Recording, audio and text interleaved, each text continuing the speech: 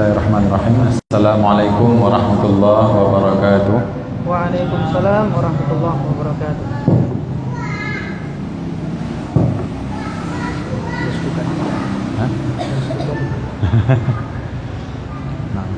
Alhamdulillahirabbil alamin wa bihi nasta'inu ala umuri dunya waddin. Asyhadu an la ilaha illallah wahdahu la syarika lah wa asyhadu anna sayyidana Muhammadan abduhu wa rasuluhu wa la nabiyya ba'dah. Allahumma salli wa sallim wa barik ala sayyidina Muhammad wa ala alihi wa sahbihi ajma'in. Allahumma 'allimna ma yanfa'una wanfa'na bima 'allamtana wa zidna 'ilma. Allahumma inna na'udzubika min 'ilmin la yanfa' wa min qalbin la yakhsha' wa min 'amalin la yurfa' wa min du'ain la yusma'. Subhanaka la 'ilma lana illa ma 'allamtana innaka antal halim innaka antal alimul hakim. Yang pertama, mari sama-sama kita panjatkan puji beserta syukur kehadirat Allah Subhanahu wa taala, selawat beserta salam atas junjungan kita Nabi besar Muhammad sallallahu alaihi wasallam dan seluruh keluarga dan sahabat beliau sekalian. Hadirin yang dimuliakan Allah Subhanahu wa taala, kawan-kawan, adik-adik yang kami banggakan. Tadi kita sudah dengarkan perkara tauhid. Kalau dulu para sahabat itu belum ada yang namanya ilmu tauhid. Ketika Rasulullah sampaikan hadis yang demikian, ihfazillaha yahfazka, ihfazillaha tajidhu tujahak, ila akhir hadis, itu mereka sudah paham semuanya, tanpa perlu belajar ilmu tauhid. Karena memang para sahabat ini digembleng oleh Rasulullah sallallahu alaihi wasallam selama fase dakwah beliau di Makkah 13 tahun itu tauhid. 13 tahun belajar tauhid. Maka itu tidak ada pakai kurikulum tauhid tertentu, tapi tauhidnya mantap, imannya kuat.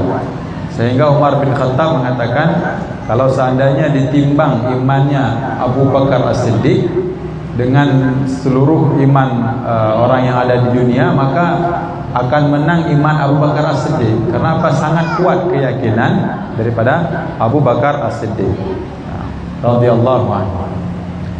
Baiklah, sebagaimana biasa ya, kita akan membaca kitab Aqidatul Awam ya, dalam 15 menit ke depan insyaallah. Sebelumnya kita baca matan sama-sama. Bagi yang ada memegang matan, mari sama-sama kita baca ya, dibagikan ke kawannya.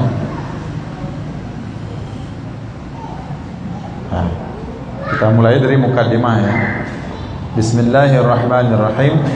Abda'u bismillahi warrahmani wa birrahimi daimil ihsani falhamdulillahil qadimil awwali wal akhiril baqi bila tahawuli. Allah thumma as-salatu wassalamu sarmada ala an-nabi khairi man qad wahada wa alihi wa sahbihi wa man tabi'a sabila dinil haqqi ghaira mubtadi'. Allah wa ba'du fa'lam bi wujubil ma'rifah min wajibin lillahi 'ishrina sifah. فالله موجود قديم باقي مخالف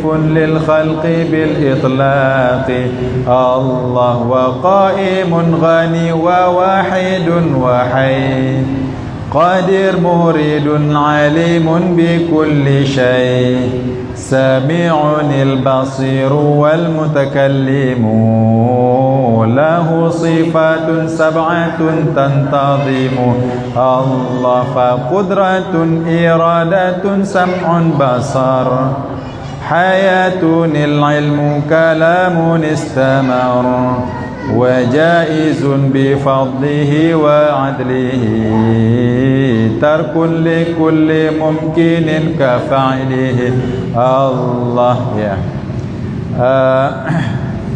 Sebelumnya, di pertemuan sebelumnya kita sudah bahas sampai ke matan Fallahu mawjudun qadimun baqi mukhalifun lil khalqi bil itlaqi.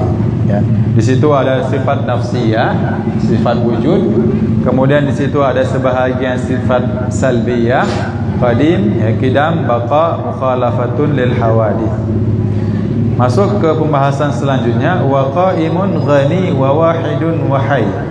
Wa qaimun artinya Allah Subhanahu wa taala qaimun ghani, ya. Qiyamuhu bi nafsihi, kalau biasa kita hafal. Qiyamuhu bi nafsihi.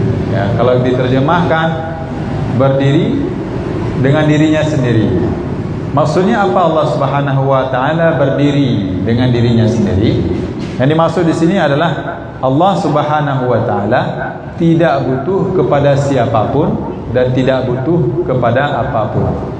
Ini makna al-qiyam bin nafsi, ya. Allah Subhanahu wa taala tidak butuh kepada siapapun dan juga tidak butuh kepada apapun. Malah sebaliknya, siapapun dan apapun itu yang butuh kepada Allah Subhanahu wa taala, ya. Allah tidak butuh kepada siapapun dan apapun. Ya, jangan kita pikir kita solat Allah butuh kepada solat kita, tidak. Yang kita ibadah Allah butuh kepada ibadah kita, tidak. Justru sebaliknya, kita yang butuh kepada Allah Subhanahu wa taala. Ya. Allah berfirman, Allahu la ilaha illa huwal hayyul qayyum. Ya. Dialah yang maha hidup lagi maha tidak membutuhkan. Ya, ini dalil daripada sifat qiyamuhu bi nafsihi. Ya. Adapun secara logika, kalau kita memang pikir-pikir, ya, para ulama mengatakan seperti ini, falau kana ta'ala muhtajan li ahadin lakana hadithan. Kalau Allah Subhanahu wa taala butuh kepada salah satu atau seseorang atau sesuatu, ya, maka Allah itu bersifat hadis. Hadis ini sudah kita jelaskan sebelumnya, itu lawan daripada sifat qadim, qidam, ya. Lawan daripada qidam, hudus. Allah, kalau Allah butuh kepada sesuatu, maka Allah bersifat hadis. Hadis ini sifatnya makhluk, dan adanya sifat makhluk pada Allah itu mustahil. Nah, jadi Allah Subhanahu wa taala tidak butuh kepada makhluknya. Ya, dalam hadis juga dikatakan, ya ibadi law anna awwalakum wa akhirakum wa insakum wa jinnakum kanu ala atqa qalbi rajulin wahidin minkum ma zada dzalika fi mulki syai'an. Kata Allah, wahai hambaku, dalam hadis kursi, ya, kalau seandainya orang seluruh manusia, baik yang pertama lahir sampai yang terakhir lahir, atau yang dari manusia maupun jin, ya, semuanya kanu ala atqa qalbi rajulin wahidin minkum, ya, atas atqa qalbi rajulin wahidin, ya. Gimana kita terjemahkan, Ustaz? Ya, betul-betul dalam satu keadaan yang paling bertakwa. Semuanya itu bertakwa. Mau manusia, mau jin, mau yang awai, mau yang dodo, semuanya bertakwa. Tapi itu tidak akan menambah apapun bagi kekuasaan Allah Subhanahu wa taala. Jadi ketakwaan kita itu enggak akan menambah kehebatan Allah. Allah memang sudah hebat, sudah berkuasa. Begitu juga kalau seandainya, ya, semua orang itu bermaksiat, itu enggak akan mengurangi apa-apa, tidak akan mengurangi kekuasaan Allah Subhanahu wa taala. Jadi ini sifat al-qiyam bin nafsi, ya. Allah Subhanahu wa taala tidak butuh kepada apapun dan siapapun. Justru sebaliknya, siapapun dan apapun membutuhkan kepada Allah Subhanahu wa taala. Wa qaimun ghani wa wahidun wa hayy. Wa wahidun, sifat selanjutnya adalah sifat wahdaniyah. Wahid, Allah Maha Esa. Maknanya Allah Maha Esa di sini adalah adamut ta'addud, tidak berbilang, tidak banyak. Allah itu tidak memiliki tandingan, baik dari segi zat, sifat maupun af'al. Dari segi zatnya Allah, sifat-sifatnya Allah maupun perbuatan-perbuatannya Allah Subhanahu wa taala. Tidak ada satu makhluk pun yang punya zat seperti zatnya Allah. Tidak ada satu makhluk pun yang punya sifat seperti sifatnya Allah Subhanahu wa taala. Tidak ada satu pun makhluk, ya, secara hakikat yang benar-benar menciptakan. Karena yang benar-benar menciptakan itu Allah Subhanahu wa taala. Ya. Semua itu terjadi atas iradah dan kudrah Allah Subhanahu wa taala. Tadi sudah Ustaz Rafiqi sampaikan, ya, la ini jitama'atikim wa'lam anna al-ummata law ini jitama'at ala an yanfa'uka bi syai'in lam yanfa'uka illa bi syai'in qad katabahu Allahu laka wa ini jitama'u ala an yadurruka bi syai'in lam yadurruka illa bi syai'in qad katabahu Allahu 'alaika. Kalau semua orang berencana kasih manfaat untuk kita, kalau Allah enggak berkehendak maka enggak akan terjadi manfaat tersebut.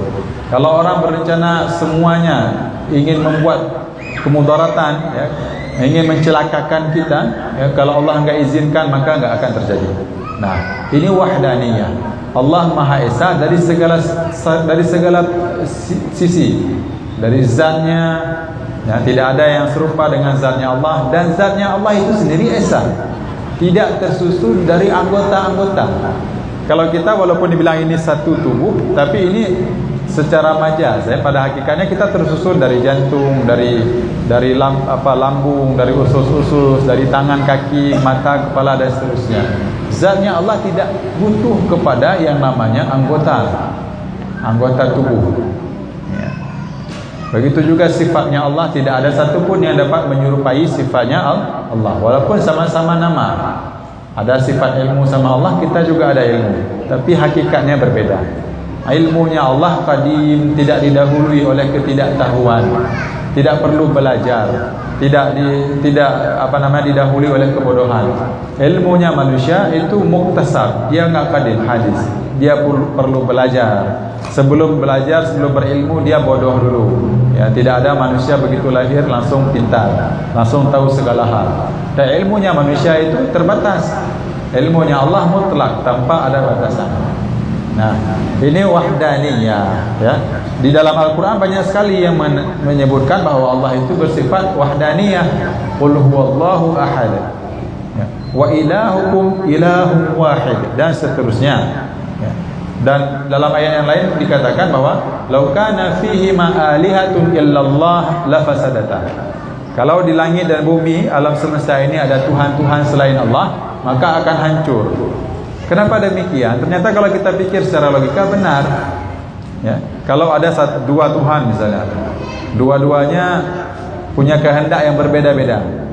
Yang satu ingin menciptakan alam, yang satu tidak ingin menciptakan alam. Baru dibuat tanah misalnya oleh yang satu lagi akan menghancurkan. Akhirnya tidak ada yang terjadi. Akhirnya yang terjadi justru kerusakan.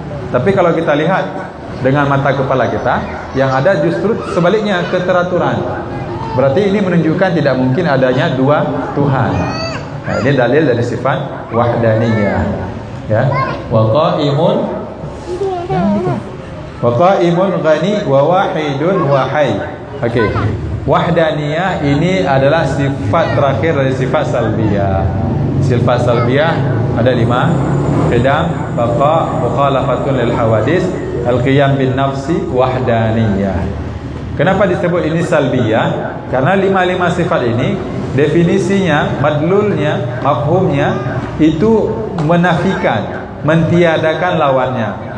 Sifat wahdaniyah tadi sudah kita katakan, makna sifat wahdaniyah bahwa Allah itu tidak berbilang, ya, lawannya berbilang. Jadi dari definisinya memang serang lawannya. Sifat qidam, la awwala, lawannya qidam adalah lahu awal, ya, memang menyerang lawannya langsung, ya. Jadi dikatakan salbiyah, ya. Sifat ini maknanya menafikan atau mentiadakan lawannya. Selanjutnya wahai, ya. Ini masuk ke sifat ma'ani. Sifat ma'ani ini adalah sifat yang melekat pada zatnya Allah Subhanahu wa taala. Yang sifat ini dia wujudiyah, dia ada wujudnya. Kata para ulama, kalau seandainya dibukakan hijab, ya, kita akan dapat melihat sifat-sifat ma'ani tersebut. Nah, sifat-sifat ma'ani ini ada berapa? Ada 7. Di sini disebutkan pertama wahai, qadir, murid, alim bikulli syai. Ini ada 4 berarti. Hayah, sifat hidup, kemudian qudrah, kemudian iradah, kemudian ilmun. Ini ada 4. Nanti di bait yang lain akan dibahas sisanya. Nah, lanjut. Okey. Yang pertama sifat hayah. Allah Maha hidup, ya. Kenapa Allah disifatkan dengan sifat Maha hidup, ya? Karena Allah sudah kita katakan tadi bahwa Allah yang menciptakan, Allah Maha mendengar, Allah Maha esa, Allah begini begitu, bersifat dengan segala sifat kesempurnaan. Tiba-tiba kita bilang Allah itu mati, maka itu tidak ada faedah. Maka otomatis, ya, adanya sifat-sifat kesempurnaan itu menunjukkan bahwa Allah itu memiliki sifat yang bernama haya. Allah itu sifatnya hidup, ya. Dalilnya apa? Huwal hayyu la ilaha illahu, ya, banyak sekali. Allahu la ilaha illa huwal hayyul qayyum, ya, dan seterusnya. Kemudian ada sifat satu lagi, qadir, ya. Allah bersifat qudrah. Sifat qudrah ini adalah sifat azaliyah, sifat wujudiyah azaliyah. Ya, memang sifatnya, sifat-sifat Allah ini semuanya qidam, tidak didahului oleh apapun. Ya, Allah dengan qidam zatnya, qidam juga sifat-sifatnya. Nah, sifat qudrah ini, dengan sifat inilah Allah menjadikan dan Allah mentiadakan. Ya, Allah menciptakan dan Allah membinasakan, itu dengan sifat qudrah tadi. Kemudian sifat murid satu lagi, Allah punya sifat iradah. Sifat iradah ini sama juga sifat wujudiyah azaliyah, ya. Qaim bi dzatihi ta'ala, berada pada zatnya Allah Subhanahu wa taala, melekat pada zatnya Allah Subhanahu wa taala, yang mana dengan sifat tersebut Allah menentukan, ya, menentukan segala makhluk-makhluknya itu dengan pilihan Allah. Apakah dia hidup atau dia tetap di alam tiada? Apakah dia Allah jadikan tinggi atau Allah jadikan pendek? Ya, semua itu hal yang boleh-boleh saja terjadi pada makhluk, dan sifat iradah ini kaitannya dengan hal yang boleh-boleh saja tersebut yang terjadi pada makhluk. Nah, Allah Subhanahu wa taala bersifat iradah, kemudian bersifat qudrah. Jadi apa yang Allah kehendaki itu Allah ciptakan dengan sifat qudrahnya. Apa yang ada dalam iradah Allah, itu yang Allah ciptakan dalam sifat qudrahnya. Jadi keduanya itu saling berkaitan, dan keduanya ini berkaitan dengan al-mumkinat, dengan makhluk-makhluk Allah Subhanahu wa taala. Dengan hal yang boleh ada dan yang boleh tidak. Yang secara akal dia itu jaiz, boleh ada, boleh tidak. Selanjutnya adalah Allah alim bi kulli syai', bahwa Allah Subhanahu wa taala itu maha mengetahui segala sesuatu. Sifat ilmu ini sifat yang sama juga, sifat yang azaliyah, qaimah bi dzatihi ta'ala, yang melekat pada zatnya Allah taala, tankashifu bihal ma'lumat, ya, yang mana dengan sifat tersebut akan tampak jelas segala hal apapun itu di hadapan Allah Subhanahu wa taala, inkishafan tamman, ya, sempurna jelasnya. Kalau kita mungkin ada secara teori kita tahu, tapi samar-samar, ya, belum jelas. Tapi kalau Allah, hakikat segala sesuatu itu semuanya Allah Subhanahu wa taala tahu. Nah, ini saja yang kita bahas untuk malam ini. Mudah-mudahan bermanfaat, dan mudah-mudahan apa yang kita pelajari ini memperkuat keimanan kita kepada Allah Subhanahu wa taala, dan juga menambah wawasan kita atas sifat-sifat Allah yang sebelumnya mungkin sudah pernah kita hafalkan, ya. Sekian, terima kasih. Assalamualaikum warahmatullahi wabarakatuh.